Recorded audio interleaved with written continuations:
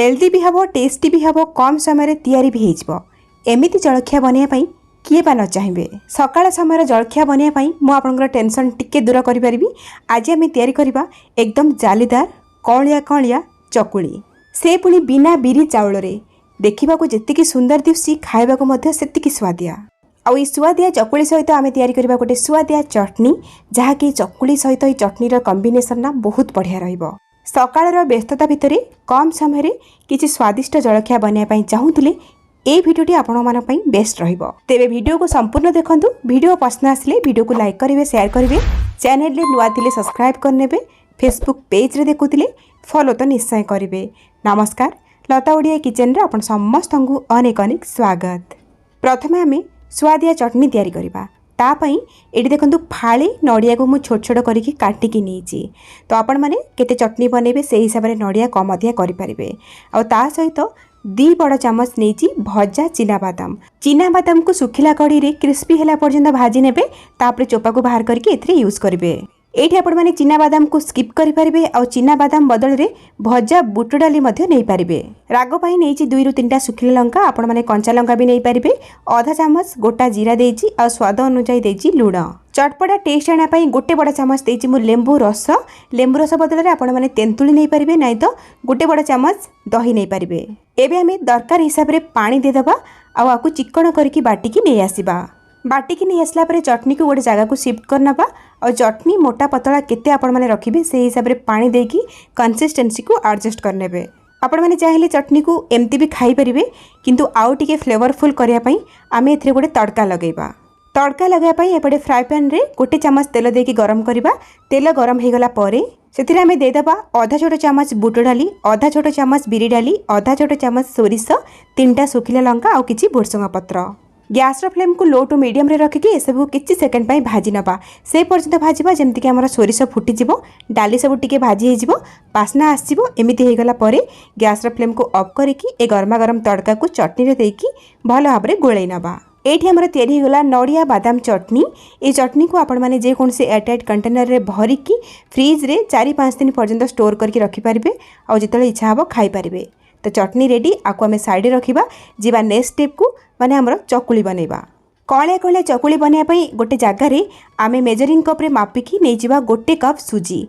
तो आपण माने ए रेसिपी बनया पई गोटे जगह सेट करंतु जोतरे कि प्रत्येक जिंस को मापिकी नेबे। जदि माप ठीक रहिला नो डाउट आपनकर रेसिपी मध्ये परफेक्ट बनिबो। एठी मु कंचा सुजी नेइची आ जो जगह रे मापिकी गोटे कप सुजी नेइथिली से सेम जगह रे आधा कप नबा चूड़ा जेतिकी सुजी तार आधा चूड़ा नबा। चूड़ा नेले आमर चकुलीटा एकदम कलिया बनिबो। एठी आपण माने मोटा पतला चूड़ा किछि भी नहीं पारिबे। आ आपण माने नेइथिबा चूड़ा रे जदि मैला थिबो ताले चूड़ा को धोई देबे टिके तापर सुजी रे ऐड करिवे। एबे हम एथिरे ऐड करबा दही। बेसी खटा दही नेबेनी हल्का खटा दही हेले चलिबो। तो जेतिकी आमे चूड़ा नेइथिले सेतिकी आमे दबा दही आधा कप नेइछि एठी मु दही आ या सहित आमे आधा कप दे दबा पानी। प्रथमरु बेसी पानी दबानी पछरे आमे पानी ऐड करबा। बस एतिकी जिंस देकी आमे सब को भल भाव में गोलई नबा। आउ थरे मु मेजरमेंट कहि नउची गोटे कप सुजी आधा कप चूड़ा आधा कप दही आधा कप नेली पानी। तो ए सब को भल भाव में गोलई सारा परे आउ आमे कवर करकी 5 ରୁ 10 मिनिट पई रेस्ट दबा।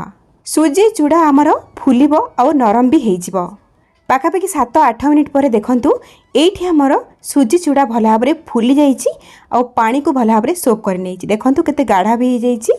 एबे आमे ए बतुरा सुजी चूड़ा को गोटे मिक्सिंग जार रे ऐड करबा। एठी मु सब जगह गोटे थर रे दे दोछि और ता सहित आमे सेही सेम मेजरिंग कप रे मापिकी आधा कप दे दबा पानी।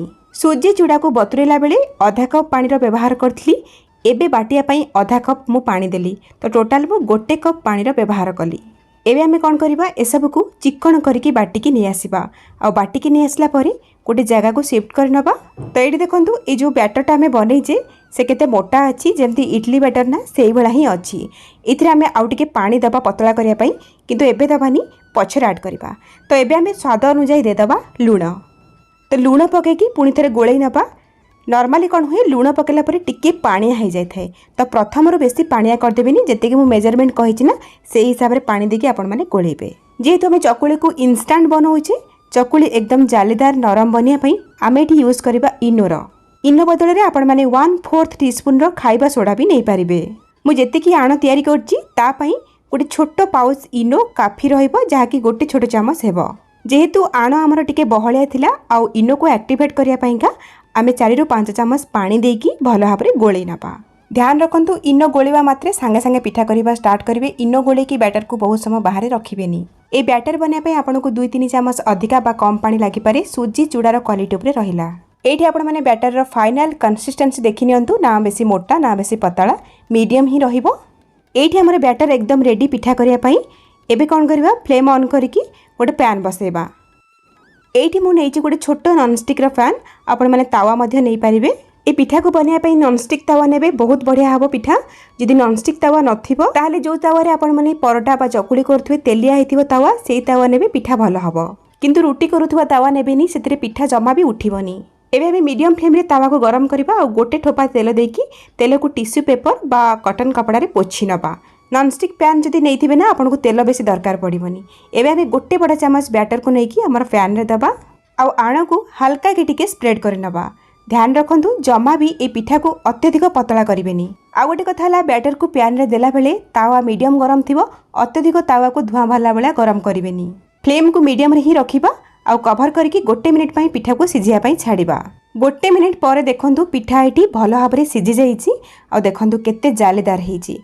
केमती जानबे पिठा हेछि बोली, ए पिठार ऊपर पोर्शन टा ना पूरा आपन को सुखिला जाना पड़िबा। हाथ रे छुइले हाथ रे किछि भी आपन को आण लागिबोनी, जानबे पिठाटा परफेक्ट भाबरे सिझि जाईछि। आ पिठार तळ साइड देखंतु पोड़ी जाइनी, बढ़िया कलर आछि, बढ़िया भाबरे कुक हेछि। सेतिपाई फ्लेम को मीडियम रे रखिकी पिठा को सिझेबे, बिल्कुल भी हाई फ्लेम करिवेनी। जेहेतु पिठा ऊपर भल भाबरे सिझि जाईछि, आकु उल्टेबा दरकार नै, एम्ति ही काढी नबा।